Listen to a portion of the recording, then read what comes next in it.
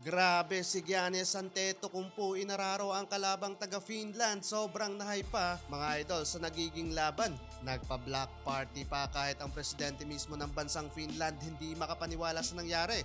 Pero pinagta-trash talk ng 18 years old Finn, si Giannis Antetokounmpo nag-stare down pa ka na Greek freak. So ayun na nga mga idol, battle for bronze medal at pagkakataon to mga idol na makabawi kahit papaano ni Giannis Antetokounmpo ng Greece at Lauri Markkanen naman ng Finland. Iisa lang mga idol ang mananalo. Opening ng frame scoreless mga idol sa first 2 minutes ng quarter ang parehong kupunan. Maaga pa lang mga idol at nagkakapisikalan na dyan ang dalawang big man na sina Greek Freak at Markkanen. Pero nakuha yan mga idol ng Greece ang first field goal sa laban mula sa kanilang 3-pointer assisted by Giannis Antetokounmpo. Nakakasabit pa dyan mga idol si Giannis ng foul. Inararo ba naman ang kalabang taga Finland? 5-0 mga idol para sa Greece. Pero eto agad namang nakasagot dyan ng Finland, back-to-back 3-pointer ang kinamada. Habang si Giannis naman mga idol kinain ng depensa sa ilalim, back-to-back block shot mga idol ang ginawa sa halfway ng quarter.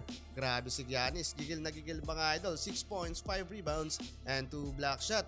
Bago magtapos ang first quarter, Markkanen na naman with a spin cycle move at nakasabit pa ng foul, 2 of 2 free throw, pasok yan mga idol. 9 points lead para sa Greece, 15-24. Second quarter tayo mga idol, no Giannis sa loob ng court pero mula pa rin mga idol sa outside shooting ang kanilang field goal so far, 6 of 9 from the 3-point line na. Pero biglang naalarma mga idol ang Greece sa batang ito, 18 years old pa lang mga idol na si Miika Maurinin.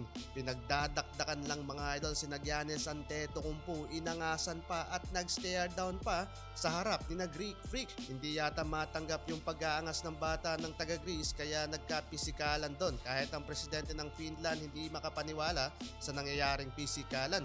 Pero papasok sa halfway ng quarter, counter attack mga idol mula sa Greece. 3 versus 1 pa si Giannis pero hindi pa rin umubra doon mga idol. Last 2 minutes ng quarter, eto ulit Greek Freak with the baseline pull-up jumper at still in control pa rin ang Greece dito sa laban na may 14 points advantage na sa pagtatapos ng first half.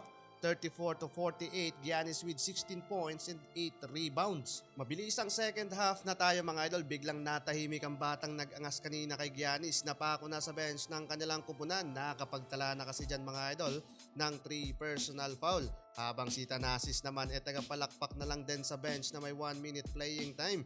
In rhythm pa rin mga idol ang bansang Greece at kontrolado pa rin ang momentum sa laban.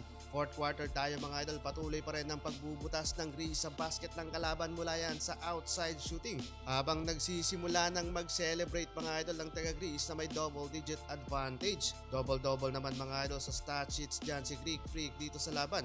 At sa dulo nga mga idol, hindi na pinalamang pa ng taga Greece ang Finland at iuwi nila mga idol ang third place dito sa tournament.